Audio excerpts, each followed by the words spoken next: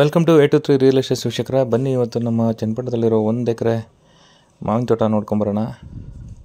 Actually ಈ ತೋಟ ಬಂದ್ಬಿಟ್ಟು ನಮ್ಮ ಎಕ್ಸ್ಪ್ರೆಸ್ ಹೈವೇಯಿಂದ 8ರಿಂದ 9 ಕಿಲೋಮೀಟ್ರ್ ಆಗುತ್ತೆ. ಕೆಂಗೇರಿಯಿಂದ ಈ ತೋಟಕ್ಕೆ 60 ಕಿಲೋಮೀಟ್ರ್ ಆಗುತ್ತೆ. ಈ ಟಾರ್ ರೋಡ್ ಅಟ್ಯಾಚ್ ಇರೋವಂಥ ತೋಟ ಇದು.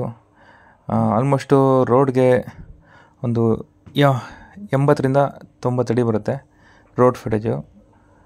ರಿಮೈನಿಂಗ್ ಡೆಪ್ತ್ ಬರುತ್ತೆ. ಟೋಟಲ್ 1 ಎಕರೆ 1.5 ಕುಂಟೆ ಜಾಗ ಇದು.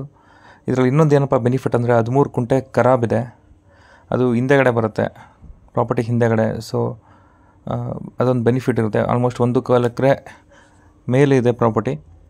ಒಂದು 30ರಿಂದ 40 ಹಳೆ ಮಾವಿನ ಮರಗಳು, ಒಂದು 5-6 ತೆಂಗಿನ ಮರಗಳು ಮಾತ್ರ ಈ ತೋಟದಲ್ಲಿದೆ. ತೋಟ ಮೇಂಟೈನ್ ಮಾಡಿಲ್ಲ, ಯಾರಾದರೂ ತೊಗೊಂಡು ಮೇಂಟೈನ್ ಮಾಡಬೇಕು. ಸದ್ಯ ಒಳ್ಳೆ ರೆಡ್ ಸಾಯಿಲು, ಭೂಮಿ ಚೆನ್ನಾಗಿದೆ, ತುಂಬ ಫಲವತ್ತತೆ ಆಗಿರೋ ಭೂಮಿ. ವ್ಯವಸಾಯ ಯಾವುದೇ ರೀತಿ ಮಾಡಿಲ್ಲ ಇವರು. ಆಲ್ಮೋಸ್ಟ್ ನಾರ್ತ್ ಫೇಸ್ ರೋಡ್ಗೆ ಬರುತ್ತೆ. 30 ಫೀಟ್ ಟಾರ್ ರೋಡ್ ಇದೆ ಪ್ರಾಪರ್ಟಿಗೆ. ಜನರಲ್ ಪ್ರಾಪರ್ಟಿ, ಯಾವುದೇ ರೀತಿ ವ್ಯವಸಾಯ ಮಾಡ್ಬೋದಂಥ ಭೂಮಿ, ರೆಡ್ ಸಾಯಿಲು, ಒಳ್ಳೆ ಫಲವತ್ತತೆ ಇರೋ ಭೂಮಿ, ನೀರಾವರಿ ಜಾಗ. ಈ ತೋಟದಲ್ಲಿ ಬೋರ್ವೆಲ್ ಇಲ್ಲ, ಬೋರ್ವೆಲ್ ಹಾಕ್ಸ್ಕೊಬೇಕು. ಮಾವಿನ ತೋಟ ಆಗಿರೋದ್ರಿಂದ ಯಾವುದೇ ರೀತಿ ಇವರು ಬೋರ್ ಯೂಸ್ ಮಾಡ್ಕೊಂಡು, ಅಂದರೆ ಬೋರ್ ಹಾಕ್ಸೋಕ್ಕೆ ಹೋಗಿಲ್ಲ. ಮತ್ತು ವೆಸ್ಟ್ ಸೈಡ್ಗೆ ಒಂದು ಹಳ್ಳ ಹರಿಯುತ್ತೆ. ರೈನಿ ಸೀಸನಲ್ಲಿ ಕೆರೆ ಕೋಡಿ ನೀರು ಹೋಗುತ್ತಲ್ಲ, ಆ ಥರ ಹಳ್ಳ ವೆಸ್ಟ್ ಸೈಡ್ಗೆ, ಅದು ತುಂಬ ಚೆನ್ನಾಗಿದೆ. ಬೋರ್ ಹಾಕ್ಸಿದ್ರೆ 100% ನೀರು ಸಿಗೋವಂಥ ಜಾಗ. ಅಕ್ಕಪಕ್ಕ ತೋಟಗಳೆಲ್ಲ ಬೋರ್ ಇದೆ. ಇವರು ಮಾವಿನ ಮರ ತೋಟ ಇರೋದ್ರಿಂದ ಯಾರು ಬೋರ್ ಹಾಕ್ಸ್ಕೊಂಡಿಲ್ಲ ಇವರು.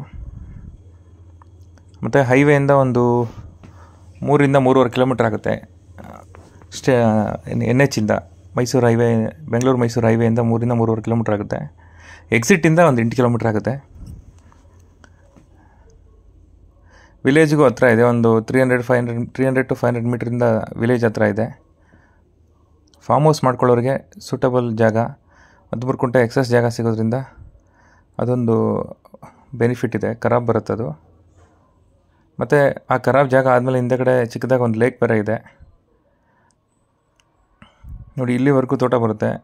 ಇಲ್ಲಿಂದ ಮುಂದಕ್ಕೆ ಏನಿದೆಯಲ್ಲ, ಇದು ಖರಾಬ್ ಜಾಗ. ಇದನ್ನು ಎಕ್ಸೆಸ್ ಲ್ಯಾಂಡಾಗಿ ಯೂಸ್ ಮಾಡ್ಕೋಬೋದು. ಯಾರಾದರೂ ಫಾರ್ಮ್ ಹೌಸ್ ಮಾಡ್ಕೊಳ್ಳೋರಿಗೆ, ಬೆಂಗಳೂರಿಂದ 1 ಅವರ್ ಜರ್ನಿ ಬೇಕು ಅನ್ನೋರಿಗೆ ಸೂಟಬಲ್ ಜಾಗ ಇದು. ಇನ್ನು ಈ ಪ್ರಾಪರ್ಟಿ ಬಗ್ಗೆ ಹೆಚ್ಚಿನ ಡೀಟೇಲ್ಸ್ ಏನಾದರೂ ಬೇಕಾದರೆ ನನ್ನ ನಂಬರ್ಗೆ ಕರೆ ಮಾಡಿ ತಿಳಿಸ್ಕೊಡ್ತೀನಿ. ಕಮೆಂಟ್ ಬಾಕ್ಸಲ್ಲಿ ಕಮೆಂಟ್ ಹಾಕಿ ತಿಳಿಸ್ಕೊಡ್ತೀನಿ. ಹೀಗೆ ಹೆಚ್ಚೆಚ್ಚಿನ ವೀಡಿಯೋಸ್ ನೋಡ್ತಾಯಿರಿ. ಲೈಕ್ ಮಾಡಿ, ಕಮೆಂಟ್ ಮಾಡಿ, ಶೇರ್ ಮಾಡಿ. Thank you friends. Thank you so much.